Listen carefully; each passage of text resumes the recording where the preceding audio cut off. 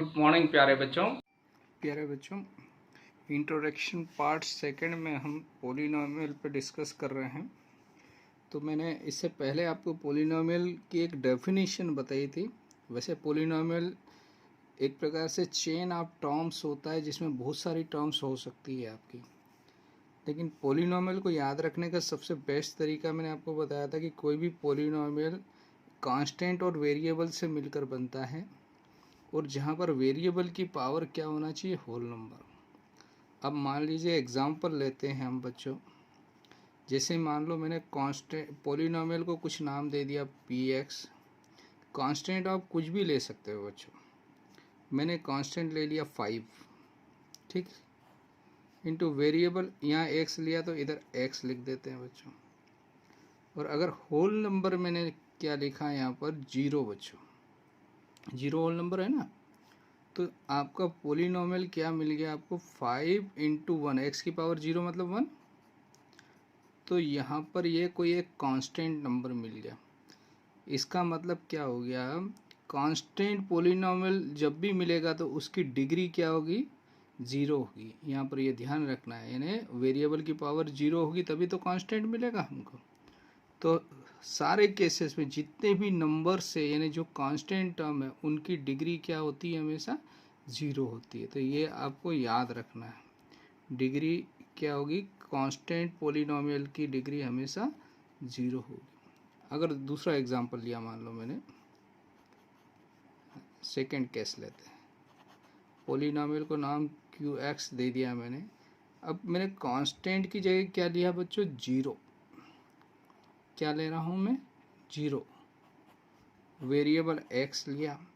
अब मैं इसकी पावर कुछ भी होल नंबर लेता हूँ, मान लो मैंने 2 ले लिया, तो इसको जब सॉल्व करूँगा तो कितना आएगा आंसर, 0।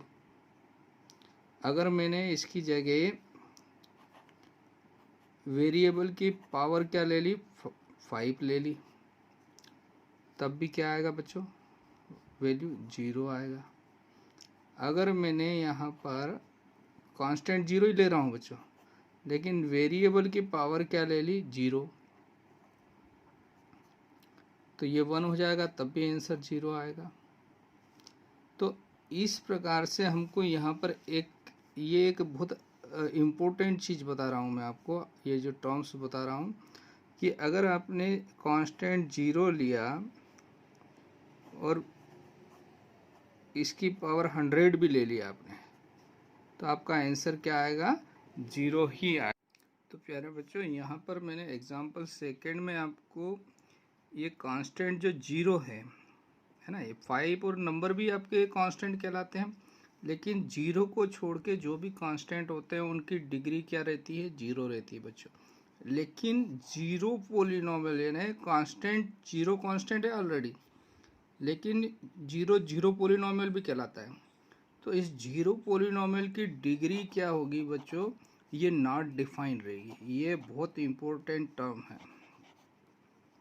समझ में आया ना। तो ये इसकी डिग्री क्या है बच्चों, नॉट डिफाइन है। समझ गए ना कि 0 की डिग्री, 0 पॉलिनोमियल की डिग्री नॉट डिफाइन होगी। ये कंपटीशन एग्जाम में भी क्वेश्चन आता है, तो इसको याद। और कांस्टेंट पॉलिनोमियल की डिग्री क्या रहेगी, 0।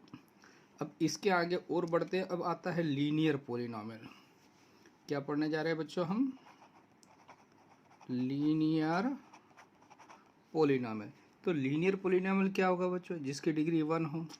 तो मान लो मैंने इस फार्मूले में कांस्टेंट की जगह क्या रख दिया, कुछ 5 ले लिया, वेरिएबल कुछ x ले लिया, px है ना, और इसकी डिग्री मैंने 1 ली, तो आपको मिला 5x।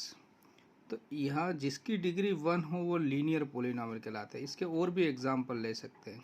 मान लो मैंने वेरिएबल y ले लिया, आपको कांस्टेंट की जगह 3 लिख दिया आप, और y की पावर 1 लेना है, जिसकी डिग्री 1 रहेगी वो सब लीनियर रहेंगे। तो ये 3y, तो ये 3, ये क्या हो गए, लीनियर पॉलिनोमियल। और लीनियर पॉलिनोमियल की डिग्री क्या रहेगी बच्चों, हमेशा 1 रहेगी। तो यहाँ से समझ में आ रहा है ना, लीनियर की डिग्री 1 रहेगी, कांस्टेंट पॉलिनोमियल की डिग्री 0 रहेगी, और 0 पॉलिनोमियल की डिग्री नॉट डिफाइंड रहेगी। इसी के आगे और बढ़ते हैं तो अब तो बहुत सिंपल हो गया। लीनियर के बाद आता है आपका क्वाड्रेटिक पोलिनोमियल।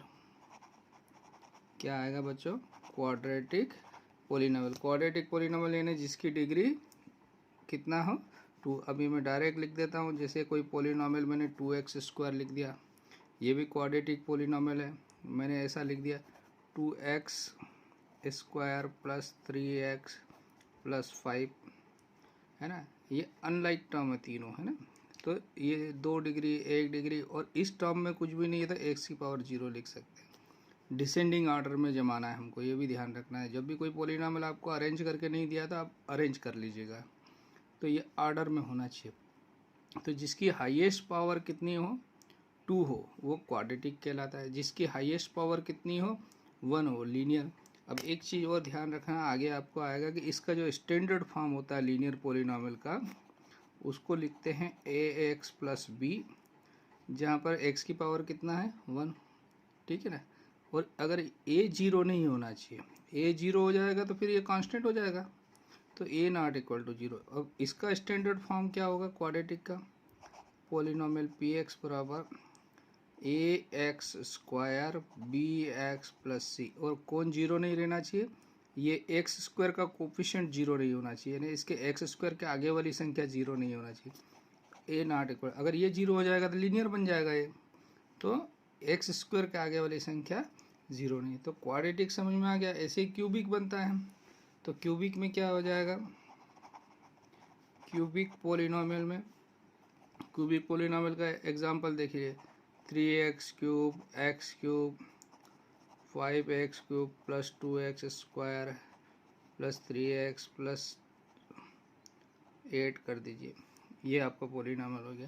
तो इसका स्टैंडर्ड फॉर्म जो होगा वो क्या हो जाएगा क्यूबिक पोलिनोमियल का? ax³ bx² plus cx plus d, है ना। और जहाँ पर कौन 0 नहीं होना चाहिए? a 0 नहीं होना चाहिए। a 0 हो जाएगा तो फिर ये क्वाड्रेटिक हो जाएगा, तो क्यूबिक नहीं रहेगा कुल मिला के, ठीक है ना। तो a 0 नहीं होना चाहिए, बाकी 0 हो सकते हैं, ठीक है। तो यहाँ लीनियर पोलिनोमियल की डिग्री 1 रहेगी, क्वाड्रेटिक पोलिनोमियल की डिग्री क्या रहेगी बच्चों? 2 रहेगी, और क्यूबिक पोलिनोमियल की डिग्री क्या रह जाएगी? 3। ऐसे आगे और बढ़ते जाएंगे बाय क्वाड्रेटिक, और उसके आगे डिग्री वाले, जिसकी हाईएस्ट पावर जितनी होगी उस पोलिनोमियल की डिग्री उतनी हो जाएगी बच्चों। तो इसी कड़ी में और आगे बढ़ते हैं बच्चों। अगला आता है, बहुत इजी है, कोफिशिएंट ऑफ द टर्म्स। आपको पूछेगा जैसे कि x² का कोफिशिएंट, तो कोफिशिएंट का मतलब होता है उसमें जो मल्टीप्लाई हो रहा है, आगे जो इसका गुणांक है ना, उसका मल्टीपल है, वही उसका कोफिशिएंट। तो x² का कोफिशिएंट क्या होगा? यहाँ 3। अगर आपसे पूछे x का कोफिशिएंट क्या है, तो यहाँ पर -5 विथ साइन आएगा, ठीक है ना, -5।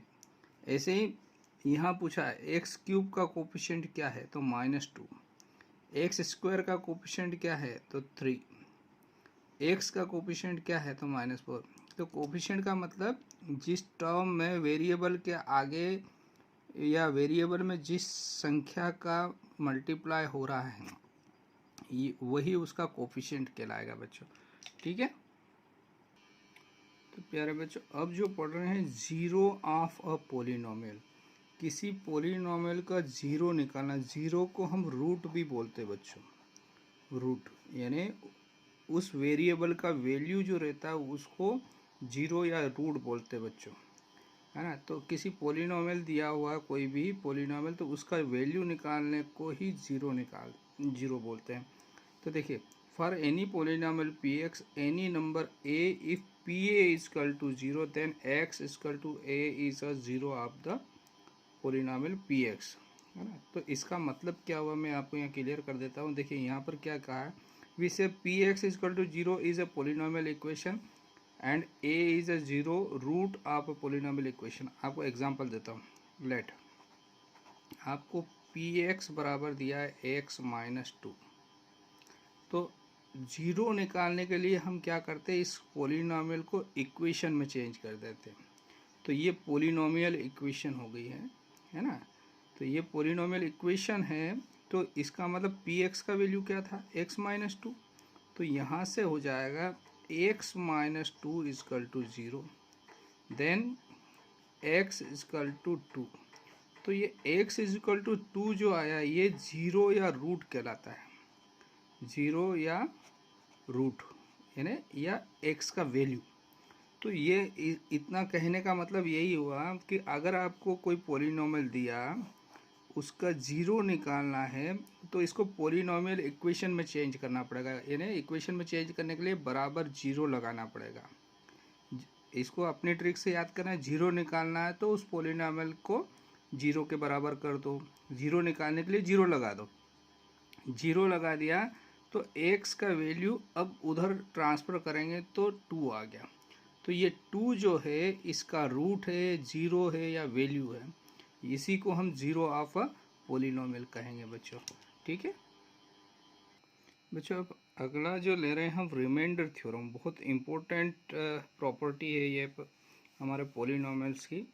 देखिए क्या कह रहा है रिमाइंडर थ्योरम, इसको मैं बहुत अच्छे से आपको क्लियर कर दूंगा, पहले इसका स्टेटमेंट है उसको देख लेते हैं। Let P X be any polynomial, यानी ये कोई पॉलिनोमियल है पी एक्स जिसकी डिग्री क्या है, या तो लीनियर है या उससे ज़्यादा डिग्री वाला है, यानी कांस्टेंट नहीं है, मतलब कहने का मतलब।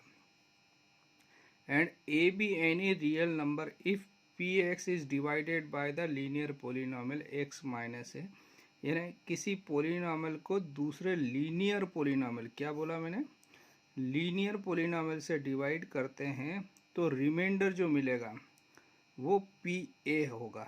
अब इसको यहाँ समझिए, देखिए हम जानते हैं dividend equal to divisor into quotient plus remainder, ये प्रॉपर्टी हमने पढ़ रखी है किसी भी, यहाँ समझ लीजिए यहाँ कोई पॉलिनोमियल है पी एक्स, इसको डिवाइड करा आपने एक्स माइनस ए से, तो आपको क्वोशिएंट क्यू एक्स मिलेगा और नीचे रिमाइंडर मिलेगा, है ना।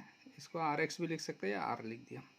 तो देखिए बच्चों, अब आपने पढ़ा जीरो, जीरो क्या होता है, जैसे इस x माइनस ए से डिवाइड कर रहे हैं तो इसका जीरो क्या होगा, तो x माइनस ए का जीरो निकालने के लिए इसको जीरो के बराबर रख देंगे। तो x इजकल टू ए, ये a जो है ये इसका जीरो है x का।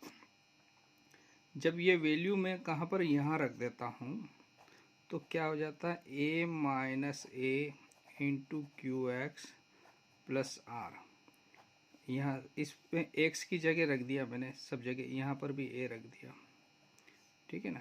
तो क्या हो जाएगा बच्चों, पी ए बराबर, ये जीरो हो गया तो जीरो का इसमें मल्टीप्लाई किया तो पूरा जीरो हो गया, तो zero plus R means polynomial P A, यानी ये रिमाइंडर हो गया, यानी जब हमने इससे डिवाइड करा x माइनस ए से तो आपको रिमाइंडर क्या मिलेगा, पी ए मिलेगा, समझ में आया।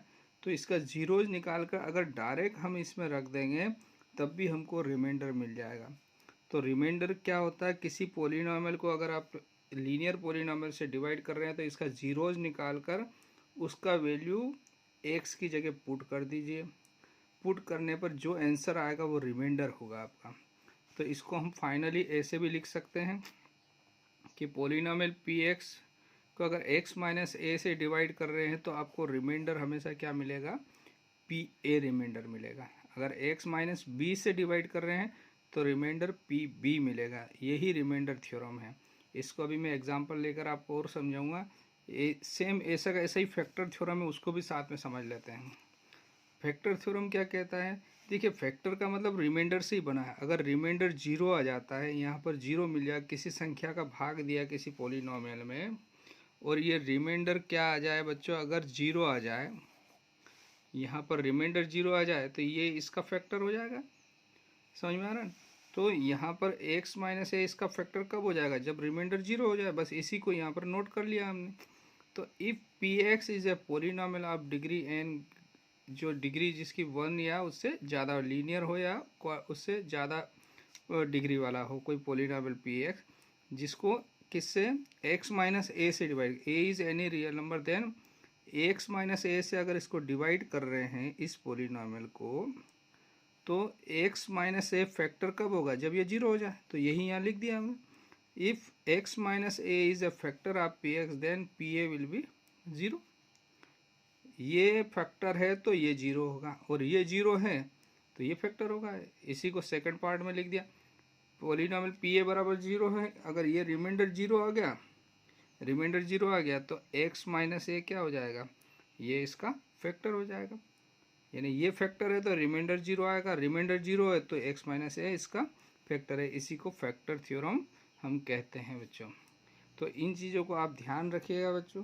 आगे और जैसे एक एग्जांपल दे देता हूँ। जैसे मैंने सिंपल सा आपको यहाँ 6 लिखा, मैंने इसको 3 से डिवाइड किया तो कितनी बार जाएगा, 2 टाइम्स गया है ना, 3 2 जा 6। ये कोई पोलिनोमियल में सिर्फ कांस्टेंट एक एग्जांपल दे रहा हूँ। पोलिनोमियल में हम कोई संख्या इस प्रकार से लेंगे x square plus 5x plus 6, इसको कुछ डिवाइड करेंगे जैसे x प्लस 2 से, तो आपका यहाँ रिमाइंडर जीरो आ जाएगा। जैसे यहाँ डिवाइड किया तो रिमाइंडर जीरो आ गया, तो इसका मतलब 6 को मैं क्या लिख सकता हूँ, 3 इंटू 2 प्लस जीरो, रिमाइंडर यहाँ पर जीरो है।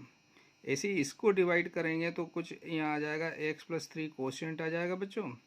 तो जब इसको सॉल्व करेंगे तो X square plus 5x plus 6 equal to क्या मिलेगा आपको, x plus 2 x plus 3 plus remainder zero.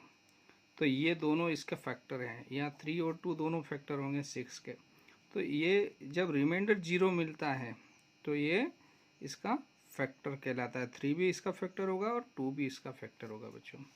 तो यहाँ पर ये फैक्टर थ्योरम और रिमाइंडर थ्योरम आपको मैंने समझाई। अब इनके एग्जांपल देके आपको प्रॉपर्टी में आगे और क्लियर करूँगा। इस वीडियो को एक बार रिवाइज कर लेना, आपके बहुत सारे कॉन्सेप्ट क्लियर हो जाएंगे बच्चों। Okay, thank you.